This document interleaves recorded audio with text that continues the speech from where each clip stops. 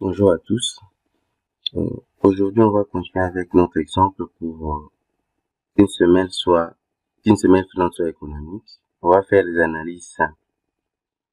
Nous avons à modéliser d'abord une poutre, c'est-à-dire notre semaine, étant isostatique. Et puis nous analysons le cas où la semaine filante est posée sur deux poteaux.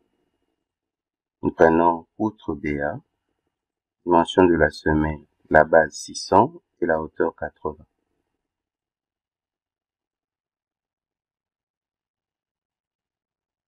Sur cette semaine, on va appliquer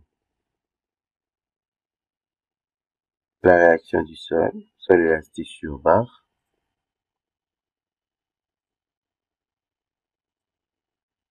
Après cela, on va ajouter les charges, les charges provenant de nos poteaux.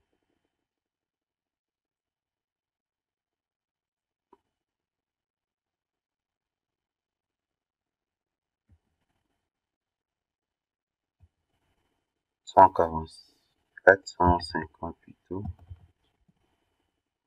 kilonewtons.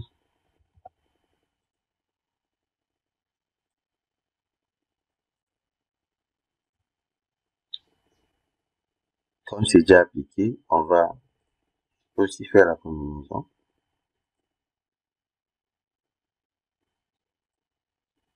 Donc si nous n'avons qu'une charge,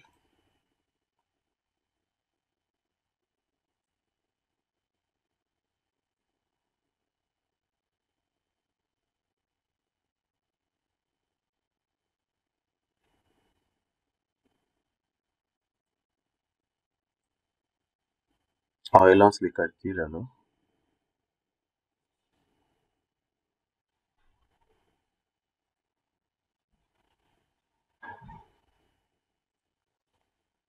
Bon, si nous voyons le diagramme de moment pour le résultat,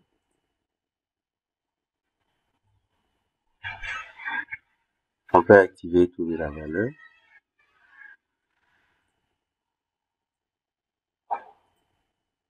Ici, nous avons un moment de moins 561. On retient cette valeur. Moins 561. Deuxièmement, on va voir l'influence de porte-à-faux sur cette poutre ici. Et ce porte-à-faux, pour qu'il soit réellement économique, les débords de ma semaine doivent être de l'ordre du tiers de ça. C'est pas le tiers, 2 sur 83, donc à peu près le tiers. On va voir même l'influence de cet arrondissement-là. Je reviens ici. Double-clic. L, c'est 500 divisé par 3. Ça donne 1,67 m égal. Ok, je le précède du signe moins devant. J'ai ça. À partir d'ici, je mets le plus. Ajouter. Je vais ajouter ça.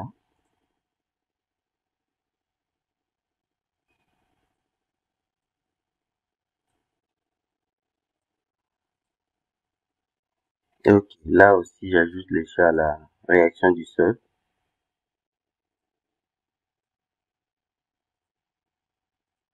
À présent, je relance les calculs.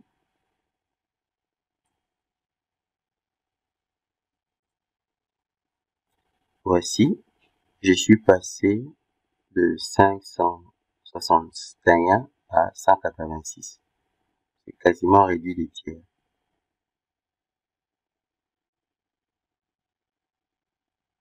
Et de l'autre côté, j'ai sa valeur qui est de 150. Bon, l'écart est un peu grand entre les deux valeurs. Raison pour laquelle on va essayer de le rapprocher puisque les deux valeurs doivent coïncider. Cette valeur ici avec ça doit coïncider. Donc, pour ce faire,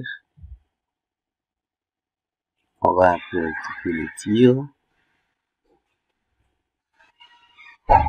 5 divisé par 2,83 on donne 1,76.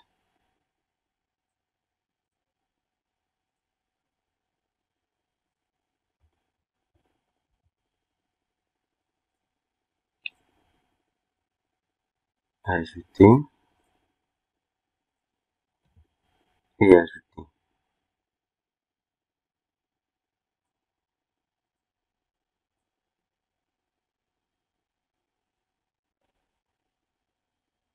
Je vais arranger ça jusque là. De l'autre côté, j'ai fait la même chose.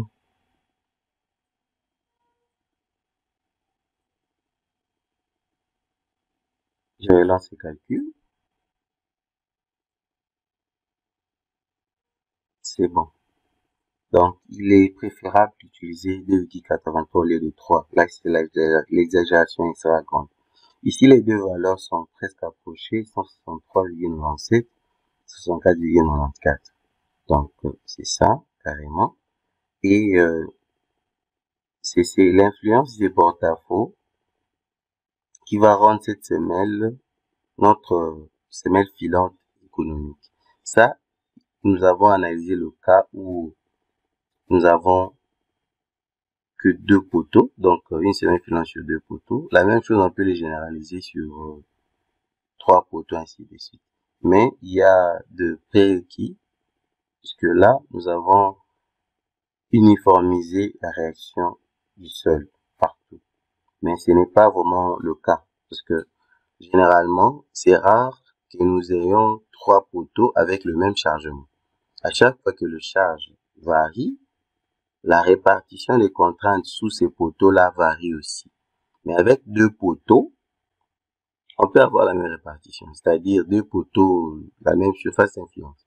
Mais par contre, si nous avons trois poteaux, on n'aura pas la même surface d'influence. Il y aura le poteau intérieur qui peut être le plus chargé, tout comme ça peut être les poteaux extrêmes, ça dépend du cas.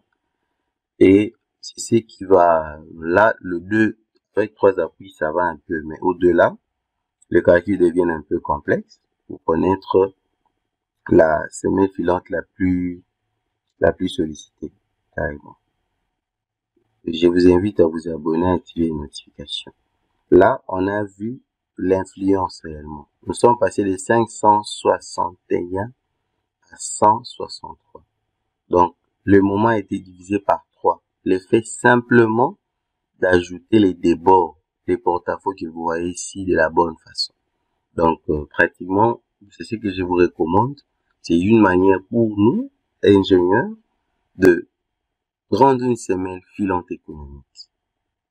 Puisque la semaine passée, nous avions analysé le cas où nous avons utilisé la semelle filante qui n'était pas économique à cause du béton, volume du béton qui sera occupé. Mais on peut toutefois le récupérer à travers les débords. Pour que ça soit économique en termes de sollicitation. Donc, puisque l'ingénieur cherche toujours l'économie et la sécurité. La prochaine étape, on va armer. Nous allons armer notre semelle.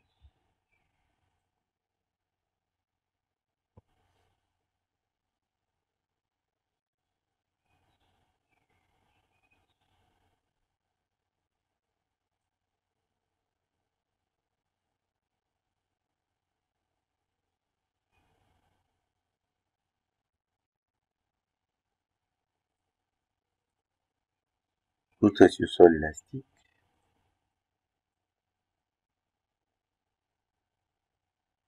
Je suis là.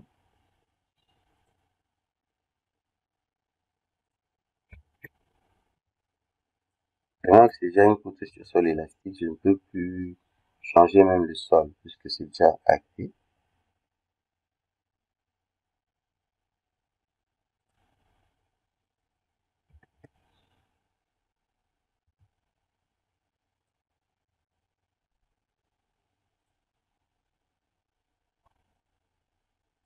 Assez longitudinal.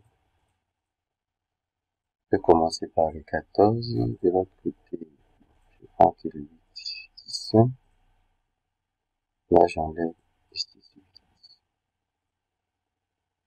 disposition constructive, disposition des ferraillages. par fil de 20 mm à 14. Pas de reprise et de tournage. Je vais couler directement. Je vais ajouter le relèvement des armatures au cas où j'aurai un très grand moment. Les aciers transversaux, je vais commencer avec cette distance ici pour le premier cours d'armature.